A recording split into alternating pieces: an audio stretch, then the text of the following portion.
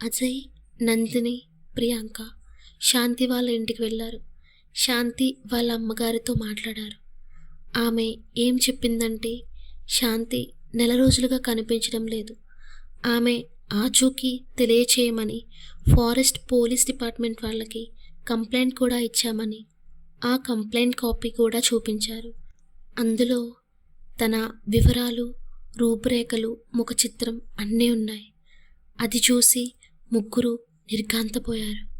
ఆ వివరాలు ఇలా ఉన్నాయి: పేరు శాంతి, వయసు 20 సంవత్సరాలు, రంగు తెల్లగా పొడుగాటి జుట్టు.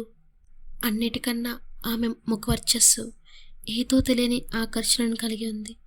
ఆ ఫోటోలో ఉన్న అమ్మాయి శాంతి అయితే, తమ దగ్గర పనిచేయడానికి వచ్చిన ఆమె ఎవరు? ముగ్గురు ఒకరినొకరు చూసుకున్నారు. తాము పొరబడ్డామని, తాము వెతుకుతున్న శాంతి వేరు అని, ఈమె మాకు కనిపిస్తే మీకు తెలియచేస్తామని చెప్పి మెల్లగా నడక ప్రారంభించారు. సాయంత్రం వేళ కావటంతో అడవి ప్రాంతం మూలంగా చీకటి చాలా త్వరగానే అలముకుంది. అరణ్య ప్రాంతాలు ఉదయం ఎంత ఆహ్లాదకరంగా ఉంటాయో రాత్రి అంత భయంకరంగా ఉంటాయి. చుట్టూ చీకటి పిశాచిలా మీదకు వస్తుంది. నక్కలు సంగీతాన్ని మొదలుపెట్టాయి. ఇది మా రాజ్యం అంటూ విరుచుకుపడుతున్నాయి. ముగ్గురు గుండెల్లో భయం, అనుమానం, చిత్ర విచిత్ర ఆలోచనలు. మెల్లగా గూడాన్ని విడిచి రహదారి వద్దకు వచ్చారు. అలా వస్తూ చూసేసరికి వారి వాహనాలు కనిపించాయి. అజయ్ తన కేటీఎం బైక్ని ఆప్యాయంగా తాకుతూ నిలబడ్డాడు. కీ లాక్ చేయడానికి తీస్తే బైక్ స్టార్ట్ అయింది. ఆలోచనలో ఉన్న నందిని, ప్రియాంక షాక్ అయ్యారు. కొంచెం ఊరట కలిగింది. అంత దూరం నడవనవసరం లేదని. ముగ్గురు బైక్స్పై స్టార్ట్ అయ్యారు. నందిని వెనక కూర్చుని ఉంటే ప్రియాంక డ్రైవ్ చేస్తుంది. అజయ్ బైక్ డ్రైవ్ చేస్తుంటే వెనక ఎవరో కూర్చున్నారు. బైక్ వేగంగా వెళ్తుంది. అజయ్కి అనుమానం వచ్చింది. వెనక ఎవరో కూర్చొని తనని పట్టుకున్నట్టుగా అనిపించింది. ఒక్కసారిగా ఒళ్ళు గగురు పొడిచింది. వెనక్కి తిరిగి చూస్తే ఎవ్వరూ లేరు. కానీ తన భుజాలపై ఎవరో చేతులు వేసి కూర్చున్నట్టు అనిపించింది. అలసట వల్ల, పిచ్చి ఆలోచనల వల్ల అలా అనిపిస్తుంది అని పట్టించుకోలేదు. మెల్లగా తన చెవి దగ్గరకి ఒక అమ్మాయి వచ్చి, అజయ్ మెల్లగా వెళ్ళు అని చెప్పింది. తనకి తెలియకుండానే అజయ్ సరే ప్రియా అని అన్నాడు. ఒక్కసారిగా అజయ్ బ్రేక్ నొక్కి బైక్ ఆపేసి ఒక్క నిమిషం పాటు షాక్లోకి వెళ్ళిపోయాడు. నందిని, ప్రియాంక ఏమైంది అజయ్ అని అడిగారు. నా వెనుక ఎవరన్నా కూర్చోవటం చూసారా అని అడిగాడు. నీ వెనక ఎవరుంటారు? నువ్వు ఒక్కడివేగా బయలుదేరావు. Is it all okay Ajay? I think you tired. హాస్పిటల్కి వెళ్ళి ఫ్రెష్ అయ్యి రెస్ట్ తీసుకున్న తర్వాత వి విల్ డిస్కస్, ఓకే అని చెప్పింది నందిని. అజయ్ వీళ్ళకి ఇప్పుడు జరిగింది చెప్పి భయపెట్టడం ఇష్టం లేక ఏమీ జరిగినట్టు సరే అని బయలుదేరారు. హాస్పిటల్కి వచ్చి హాస్పిటల్ పైన రూమ్స్లో తమ తమ రూమ్స్కి వెళ్ళిపోయారు. అందుబాటులో ఉండాలని హాస్పిటల్ పైన ఒక ఇంటిని సిద్ధం చేసుకున్నారు. వెళ్ళి ఫ్రెష్ అయ్యి డైనింగ్ టేబుల్ దగ్గరికి వచ్చి పని మనిషి రాకపోవడంతో బ్రెడ్, జామ్ తీసుకొని వచ్చి పెట్టింది నందిని. ఏమీ మాట్లాడకుండా అందరూ డిన్నర్ చేస్తున్నారు. అజయ్ బ్రెడ్ తీసుకొని జామ్ బాటిల్ తీయగానే అందులో జామ్కి బదులుగా రక్తం కనిపించి బ్రెడ్ని క్రింద పడేశాడు. జామ్ బాటిల్ని విసిరికొట్టాడు. గట్టిగా బ్లడ్ బ్లడ్ అని అరిచాడు. నందిని, ప్రియాంక వచ్చి ఎంత చెబుతున్నా అజయ్ బ్లడ్ బ్లడ్ అంటూనే ఉన్నాడు. నందిని, అజయ్ జామ్ ఇది, అజయ్ ఏంటి చిన్నపిల్లవాళ్ళ భయపడుతున్నావు అని గట్టిగా అరిచేసరికి అజయ్ షాక్ నుంచి బయటకు వచ్చాడు. ఒళ్ళంతా చెమటలు పట్టి చల్లగా అయిపోయింది. ప్రియాంక వెంటనే బీపీ ఆపరేటర్స్ గ్లూకోమీటర్ తీసుకువచ్చి blood pressure, sugar levels check చేస్తుంది. అన్ని వాల్యూస్ లోగా ఉన్నాయి. డీహైడ్రేషన్ వల్ల జరిగి ఉంటుందని అజయ్ని కింద హాస్పిటల్కి తీసుకువెళ్ళి ఫ్లూయిడ్స్ని కనెక్ట్ చేసి ఇద్దరూ అక్కడే కూర్చున్నారు. అజయ్ మెల్లగా మాట్లాడటం స్టార్ట్ చేశాడు. తనకి వచ్చిన కల దగ్గర నుంచి ఈరోజు సాయంత్రం తన బైక్పై ఎవరో కూర్చున్న వరకు అన్నీ చెప్పేశాడు. ఇద్దరూ నిర్ఘాంతపోయారు. ఇది ఎలా సాధ్యం అని. ఇంతలో శాంతి విషయం గుర్తుకు వచ్చింది.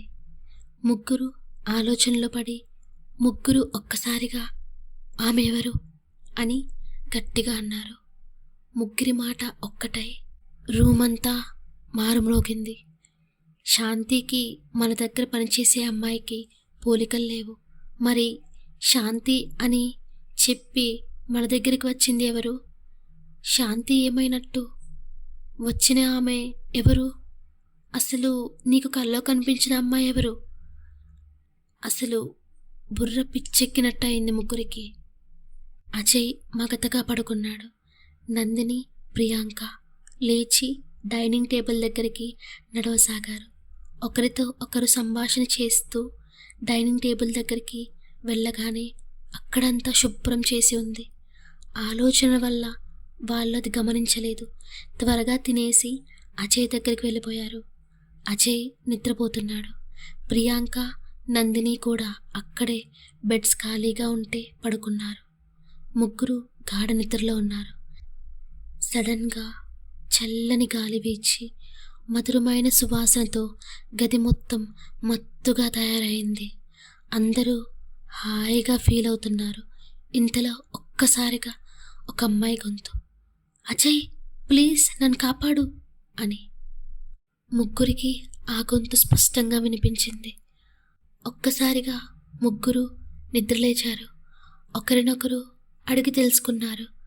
మీకు ఆ గొంతు వినిపించిందా అని. ముగ్గురు అవును అవును అని సమాధానాలతో ముగ్గురిలో భయం మొదలైంది. అజయ్కి కనెక్ట్ చేసిన ఐవీ ఇన్ఫ్యూజన్ని డిస్కనెక్ట్ చేసి ముగ్గురు బయటికి వెళ్ళారు. అక్కడెవ్వరూ లేరు. చుట్టూ చిమ్మ చీకటి. అమావాస్య రోజుల వల్ల చీకటి తప్ప ఏమీ కనిపించడం లేదు. ముగ్గురు లోపలికి వచ్చారు. ఐవీ ఇన్ఫ్యూజన్, నీడిల్స్ అక్కడ ఏమీ లేవు. చక్కగా శుభ్రం చేసి ఉంది. అది గమనించని ముగ్గురు తమ తమ సందేహాలు, ప్రశ్నలో మునిగిపోయారు. నందినికి గుర్తుకు వచ్చింది. అజయ్ చేతికి ఉంచిన నీడిల్స్, సెలైన్ బాటిల్స్ అన్నీ అక్కడే ఉన్నాయని. వాటిని డిస్కార్డ్ చేద్దామని రూమ్లోకి వెళ్తే అక్కడ ఏమీ లేవు. నీట్గా క్లీన్గా ఉంది ఆ గది మొత్తం. ప్రియాంక అని పిలిచింది నందిని. ప్రియాంక వాట్ హ్యాపెన్ నందిని అని కంగారుగా వచ్చింది. నువ్విక్కడ సెలైన్ బాటిల్స్, నీడిల్స్ తీసి క్లీన్ చేసావా అని అడిగింది. నో, నేను నీతోనే బయటకు వచ్చా కదా అని చెప్పింది. మరి ఇదంతా ఎవరు చేశారు అని అనుకున్నారు. ఇద్దరు ఒకరికి తెలియకుండా ఒకరు శాంతి అని అన్నారు. బయటకు వచ్చి ఇదే విషయం అజయ్తో చెప్పారు. ప్రియాంకకి ఇది కూడా గుర్తుకు వచ్చింది. ఇందాక డైనింగ్ టేబుల్ దగ్గర చిందరవందరగా పడేసిన బ్రెడ్, జామ్ కూడా నువ్వు క్లీన్ చేయలేదు కదా. నందిని నో ఐ డిడ్ంట్ అని చెప్పింది. ముగ్గురికి ఒకే పేరు తలచింది, శాంతి. కానీ తను ఇక్కడ లేదు. మరి ఎలా ఇదంతా? అజయ్కి ఇన్ని ప్రశ్నలకి బుర్ర పిచ్చెక్కినట్టయింది. శాంతి, నువ్విక్కడ ఉంటే బయటికి రా. అసలు శాంతివేనా నువ్వు? ఎవరు అని గట్టిగా అరిచాడు. సమాధానం రాలేదు. నిశ్శబ్దం, చీకటి తప్ప ఏమీ లేవు. ముగ్గురు అలసిపోవడంతో రెప్పలు వాలిపోయి నిద్రలోకి వెళ్ళిపోయారు. చూసి చూసి అజయ్ మాత్రం అసలు ఏం జరుగుతుందో తెలుసుకోవడానికి అడవి వైపు, కలలో కనిపించిన వైపు వెళ్ళాడు. ఆ రోజు ఒక అమ్మాయి కాపాడడానికి అడిగిన ప్రదేశానికి వెళ్ళాడు. ఆ ప్రదేశం అచ్చంగా తన కలలో చూసినట్టే ఉంది.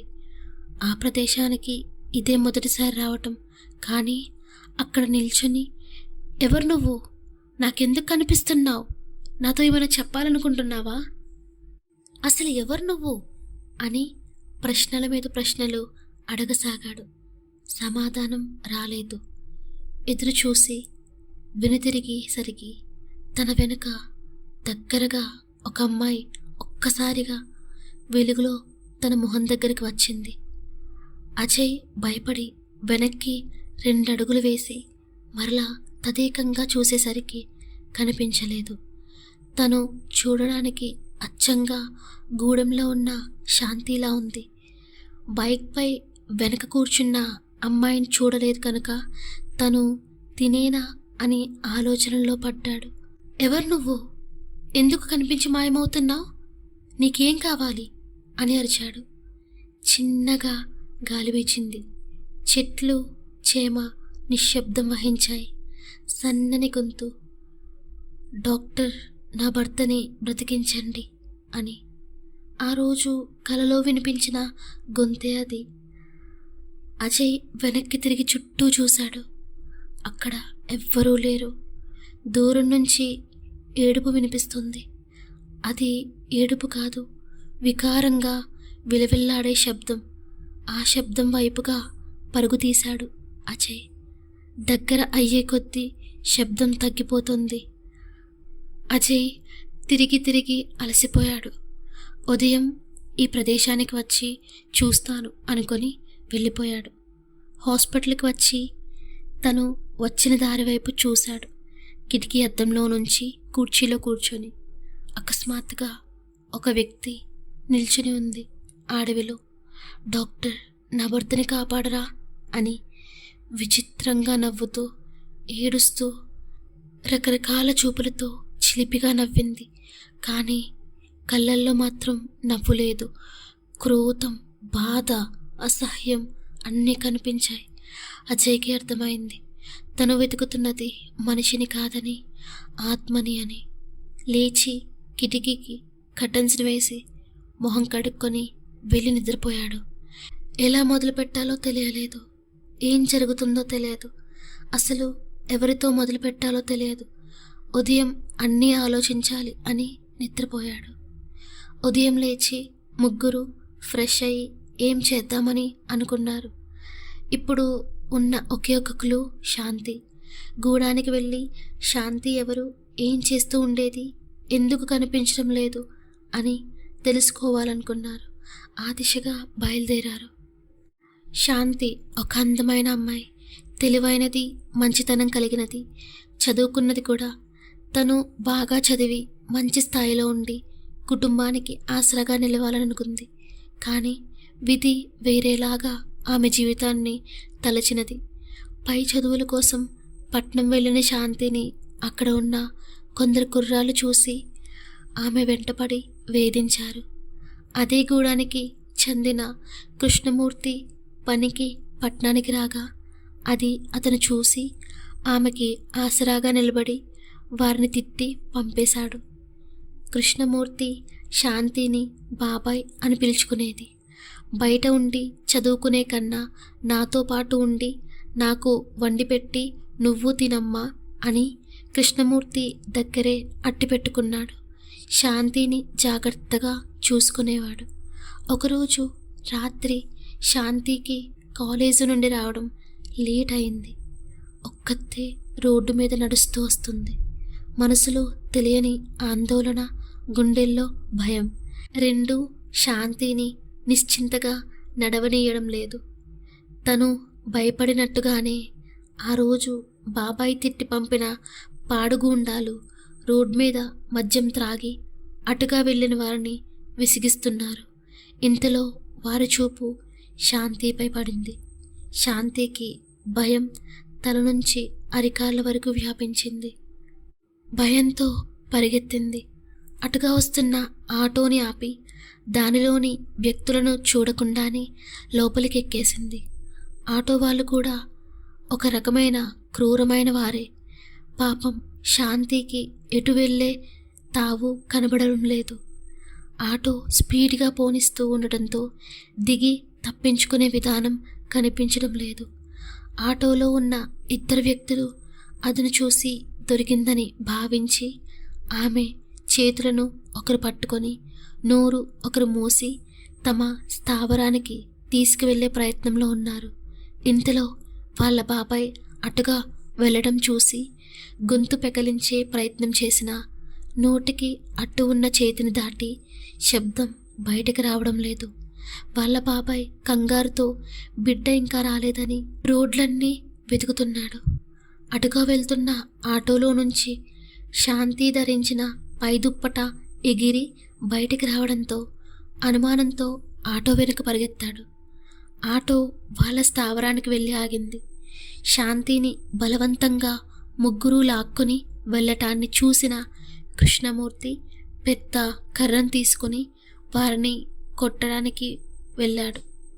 కానీ ముగ్గురు కావడంతో కృష్ణమూర్తి శక్తి సరిపోవడం లేదు. ఈ పెనుగులాటలో కృష్ణమూర్తి తలపై బలంగా కర్రతో కొట్టడం జరిగింది. స్పృహ తప్పి అక్కడే పడిపోయాడు. చిన్న జింకపిల్ల పులికి చిక్కినట్టు ఆ గూండాలకి శాంతి చిక్కుపోయింది. వారు శాంతి అందానికి మోహితులయ్యి ఎలా అయినా తనని ఆస్వాదించాలని తమ తమ ప్రయత్నాలు చేయసాగారు. చివరికి శాంతి వారిపై ఓడిపోయి ఏమీ చేయలేక సొమ్మసిల్లి పడిపోయింది. ఆ రాత్రి ఆమె జీవితంలో కాలరాత్రిగా మిగిలిపోయింది. ఆ ముగ్గురు కీచకుల చెరలో తన జీవితం ఇలా శిథిలమైపోతుంది అని తను కలలో కూడా ఊహించి ఉండదు. తన మనసుకి తగిలిన గాయం, శరీరానికి తగిలిన గాయాలకి తను శక్తి విహీనురాలై పోయింది. స్పృహలోకి వచ్చిన కృష్ణమూర్తి లేవలేని పరిస్థితిలో ఉన్నాడు. నెత్తురు ఏరే పారుతున్నా తన ప్రయత్నంగా ఆమెను రక్షించడానికి విశ్వ ప్రయత్నాలు చేస్తున్నాడు. తన కళ్ళ ముందే తన బిడ్డలాంటి శాంతిని అటువంటి దయనీయ పరిస్థితులలో చూసి గుండె ప్రగిలిపోయింది. ఆర్తనాదాలు చేసినా బయటకు వినిపించని ప్రాంతం అది. ఆ రాత్రి కోటి ఆశలతో పట్నం వచ్చిన వారి ఇద్దరి ఆశలు ఆవరైపోయే రాత్రి అని వారి ఇరువురికి తెలియదు. తమ పనికి అడ్డుపడుతున్నాడు అని కృష్ణమూర్తిని మరింత కిరాతకంగా బండరాతిని తలపై పడివేయగా తల మృక్కలైంది. శాంతి ఇదంతా చూసి తన వల్ల ప్రాణాలు కోల్పోయిన కృష్ణమూర్తి బాబాయిని కళ్ళార్పకుండా చూసి మనస్సు కాకావికలమై వారిని చంపి తను చనిపోదామని అనుకొని వారిపై తిరగబడింది. అప్పటికే తన శరీరానికి తగిలిన గాయాలకి వారిని ఓడించలేక వారి ముగ్గురు చేతిలో ఆ రాత్రి శిథిలమై ప్రాణాలు విడిచింది. కోటి ఆశలను ఆ చీకటి మింగేసింది. తమ ఇరువురి ఆత్మలు ఘోషించిన తీరుకి చీకటి కూడా కన్నీరు రాల్చినట్టు నల్లని కారుమేఘాలు కమ్మి భోరున వర్షం కురిసింది. అక్కడే ఉంటే ప్రమాదమని వారి ఇరువురు శరీరాలను ఓ గుంతలో వేసి పూడ్చేశారు ఆ గూండాలు. అలా శాంతి కథ అక్కడితో ముగిసిపోయింది. కానీ తన ఆత్మకి లేదు మరణం. అజయ్, నందిని, ప్రియాంక తన కోసం చేసే ప్రయత్నాలను అన్నీ చూస్తుంది శాంతి. వారికి తనకి జరిగిన అన్యాయాన్ని తెలియచేయాలని అనుకుంది.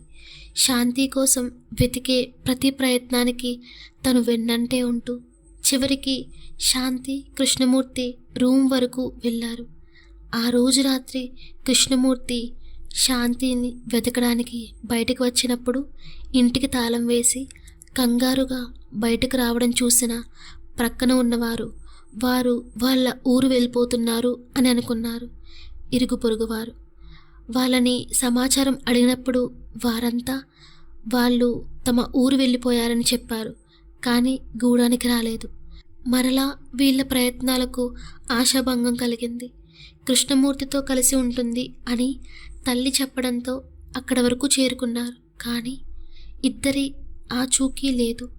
నిరుత్సాహంతో అక్కడే కూలబడ్డారు ముగ్గురు.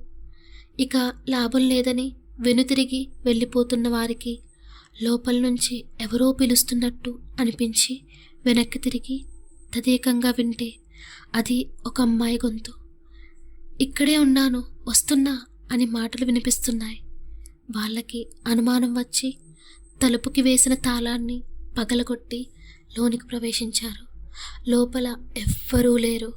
ఇల్లంతా చీకటి, నిశ్శబ్దం అలుముకొని ఉన్నాయి. లైట్ ఆన్ చేసి లోపలికి చూడగానే అందరూ కంగు తిన్నారు. అసలు అక్కడ ఏం చూశారు? వారు నిర్ఘాంతపోవడానికి గల కారణం ఏమిటి? అజయ్, నందిని, ప్రియాంక శాంతి కోసం వెతుకుతూ కృష్ణమూర్తి ఇంటి వరకు చేరుకున్నారు. అక్కడ ఒక ఫోటో చూశారు. ఆ ఫోటో చూసి ముగ్గురు కంగుతిన్నారు. అది మరెవరిదో కాదు, కృష్ణమూర్తి వారి భార్య ఫోటో. వారి భార్య మరెవరో కాదు, హాస్పిటల్లో శాంతి అనే పేరుతో పనిచేయడానికి వచ్చిన మహిళ ఫోటో. కానీ తను కృష్ణమూర్తి భార్య అయితే శాంతి అని వివరాలు ఎందుకు మార్చి చెప్పింది? వాళ్ళు ఆ ఫోటో తీసుకొని గూడానికి వచ్చారు. కృష్ణమూర్తి కోసం అడిగారు. 4 మాసాలకొకసారి వచ్చి వెళ్తాడని, 1 మాసం మునిపే వచ్చి వెళ్ళాడని ఊరివారు చెప్పారు. కానీ వారు మరొక విషయం కూడా చెప్పారు. ఆమె భార్య పేరు శకుంతల అని. ఆమె 1 మాసం మునిపే తన భర్త కోసం పట్నానికి వెళ్ళింది అని చెప్పారు. తనని ఈ మధ్యకాలంలో ఎవరూ చూడలేదని కూడా చెప్పారు. వారి ముగ్గురు ఏమీ మాట్లాడకుండా అక్కడి నుంచి వచ్చేశారు. శాంతి కోసం వెళితే కృష్ణమూర్తి కోసం, కృష్ణమూర్తి కోసం వెళితే శకుంతల కోసం తెలిసింది ముగ్గురికి. శకుంతల 1 నెల క్రితమే పట్నానికి వెళ్తే మొన్న ఈ మధ్య మన దగ్గర పనిలో చేరడం ఏమిటి? అసలు ఆమె ఎక్కడికి వెళ్ళింది? అక్కడ ఇల్లు తాళం వేసి ఉంది కదా అని ఆలోచనలో పడ్డారు ముగ్గురు. నిజానికి శకుంతల తన భర్త దగ్గరికే వెళ్ళింది. తన భర్తను ఎన్నిసార్లు అడిగినా పట్నానికి తీసుకొని పోవడం లేదు అని. అందువల్ల భర్తకి చెప్పకుండా తన వద్దకి వెళ్ళాలని తలచింది శకుంతల. తన భర్త ఇంటికి తాళం వేసి ఎటో వెళ్ళటంతో ఆ రోజు రాత్రి తను కృష్ణమూర్తిని వెతకడానికి తను పనిచేసే స్థావరం వద్దకు వెళ్ళింది. అక్కడ శాంతి తప్పించుకున్న గూండాల చేతికి శకుంతల చిక్కింది. 10 మంది పశువులలా తనని చరచి చంపేశారు.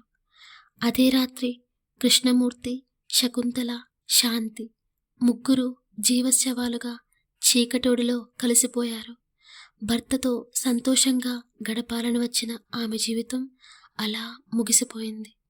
శాంతి, కృష్ణమూర్తి, శకుంతల ముగ్గురి ఆత్మలు కలిసి ఈ కీచకులని శిక్షించాలని నిర్ణయించుకున్నారు. వాటి కోసం ఏం చేయాలని ఆలోచిస్తుండగా ఎప్పుడూ అందరి మంచి కోరుకునే ఈ ముగ్గురు డాక్టర్లు వారికి ఆయుధంగా ఎంచుకున్నారు. ఎలా అయినా తమకు జరిగిన అన్యాయాన్ని తెలియచేయాలని అలా పేరు మార్చుకొని శకుంతల, శాంతి అని వచ్చింది. అజయ్కి మెల్లమెల్లగా ఒక్కొక్కటి గుర్తుకు వస్తుంది. ఆ రోజు కలలో కనిపించిన అమ్మాయి మొహం గుర్తుకు తెచ్చుకోవడానికి ప్రయత్నించాడు. తను మరెవరో కాదు, శకుంతల. తన భర్త ప్రాణాలు కాపాడమని ఏడుస్తుంది. అంటే కృష్ణమూర్తికి ఏమైనా జరిగి ఉంటుందా అన్న కోణంలో అజయ్ ఆలోచించసాగాడు. నందిని, ప్రియాంకకి హాస్పిటల్ని అప్పగించి కృష్ణమూర్తి ఆచూకీ కోసం బయలుదేరాడు. తను పనిచేసే చోటికి వెళ్ళి ఆరాలు తీశాడు. ఆ రోజు సాయంత్రం వరకు తను తిరిగిన ప్రదేశాలను సీసీ కెమెరాల ఆధారంగా కనుగొన్నాడు. కృష్ణమూర్తి ఇంటి దగ్గరలో ఉన్న సీసీ కెమెరా ఆధారంగా ఆ రోజు రాత్రి కంగారుగా రోడ్ల మీద తిరుగుతున్న కృష్ణమూర్తిని గుర్తించి ఏ ఏ ప్రాంతాలలో ఆయన కనిపించాడో, ఆఖరిగా ఎక్కడి నుండి కనిపించకుండా పోయాడో ఆ ప్రాంతానికి వెళ్ళాడు. కృష్ణమూర్తి స్నేహితులు ఆఖరిగా తనని చూసిన తారీఖు ఆధారంగా ఆ రోజు సీసీ కెమెరా ఓపెన్ చేయించాడు. అదే రోజు 10 నిమిషాల కాల వ్యవధిలో శకుంతల అటు రావడం కూడా చూశాడు అజయ్. కృష్ణమూర్తి ఆఖరు కనిపించిన లొకేషన్ని ఒక కాగితం మీద వ్రాసి శకుంతల ఆఖరుగా కనిపించిన ప్రాంతాన్ని కూడా కాగితంపై వ్రాసుకున్నాడు అజయ్. తన బైక్పై ఆ ప్రాంతాలకు వెళ్ళి చూశాడు. అక్కడ ఏమీ దొరకలేదు. శాంతిని చంపిన ప్రదేశంలో కూర్చొని దిగులుగా తనలో తానే ఇలా మాట్లాడుకోసాగాడు. అసలు మీకేం జరిగింది? మీరు ఎక్కడున్నారు? ఇది చిక్కు ప్రశ్నగా మిగిలిపోవడమేనా అని బాధపడ్డాడు. శాంతి, కృష్ణమూర్తి శవాలను గుంతలో పూడ్చే సమయంలో భోరున వాన కురవడంతో సరిగ్గా గొయ్య తీసి లోతుగా వారిని పూడ్చలేకపోయారు. తమ కోసం పడే బాధని శాంతి, కృష్ణమూర్తి, శకుంతల ముగ్గురు చూడలేకపోయారు. వారి ముగ్గురు శక్తిని కలిపి పెద్ద గాలిని సృష్టించారు. ఆ గాలికి శాంతి, కృష్ణమూర్తిని ఉంచిన గొయ్య మీద మట్టి పెళ్ళిబిగింది. ఒక్కసారిగా వారి శరీరాలు బయటపడ్డాయి. అజయ్ నోట మాట రాక ఒక్క నిమిషం పాటు మౌనంగా నిలబడిపోయాడు. కన్నీరు ధారగా కారింది. వారి శరీరాలను అటువంటి స్థితిలో చూసిన అజయ్ గుండె నీరైపోయింది. జరిగిన విషయం దగ్గరలోని పోలీస్ వారికి సమాచారం ఇచ్చాడు. ఇక శకుంతల కనిపించకుండా పోయిన ప్రాంతానికి కూడా వెళ్ళాడు. అక్కడ శకుంతల వివస్త్రతగా చనిపోయి ఒక పాడుబడ్డ బంగ్లాలో కనిపించింది. పరిసరాలలో ఉన్న బ్యానర్స్ని చింపి ఆమెపై కప్పి పోలీస్ వారికి వివరాలు తెలియజేశాడు. ఆమె ఉన్న స్థితి తెలియజేస్తుంది ఆమె ఎంత నరకం పొంది ఉంటుందో అని. తను హాస్పిటల్లో తమను చూసుకున్న తీరుకి ఆమెని ఒక అమ్మలా అనుకున్నాడు అజయ్. తన అమ్మకి జరిగిన అన్యాయానికి అజయ్ రక్తం మరిగిపోయింది. శాంతి కోసం ఎదురు చూస్తున్న తల్లి మొహం కళ్ళల్లో కనిపించి మరింత కట్టలు తెంచుకుంది తనలోని కోపం. ఆ రోజు ఆ సమయానికి అనుమానంగా ఉన్న ప్రతి ఒక్కరిని స్టేషన్కి పిలిపించారు. సీసీ కెమెరా ఆధారంగా ముద్దాయిలను పట్టుకొని వారికి యావజ్జీవ కారాగార శిక్ష విధించాడు అజయ్. నందిని, ప్రియాంకలకి విషయం చెప్పి జరిగిన బాధాకర సంఘటనకి ముగ్గురు బాధపడినా అన్యాయానికి తగిన శిక్ష విధించినందుకు ముగ్గురు సంతోషపడ్డారు. ఆ మూడు ఆత్మలు కూడా సంతోషించి పంచభూతాలలో మమేకమైపోయాయి. ఇది ఇలా ఉండగా ఒకరోజు ఎవరి పనులలో వారు బిజీగా ఉన్నారు.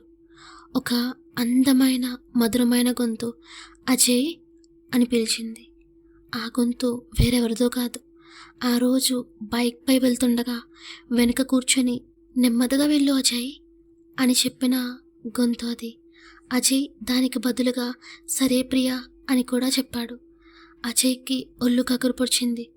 గబుక్కున తిరిగి చూశాడు. అక్కడ ఎవ్వరూ లేరు. మరి ఆ ప్రియా ఎవరు? ప్రియా అనే వ్యక్తి అజయ్ లైఫ్లో ఉన్నారా? ఉంటే తను ఇప్పుడు ఎక్కడ ఉంది? ఎందుకు అజయ్కి పదే పదే ప్రియా కనిపిస్తుంది? అసలు ప్రియా ఎవరు? అజయ్కి ప్రియకి సంబంధం ఏమిటి? ఇవన్నీ తరువాత పాటలో తెలుసుకుందాం.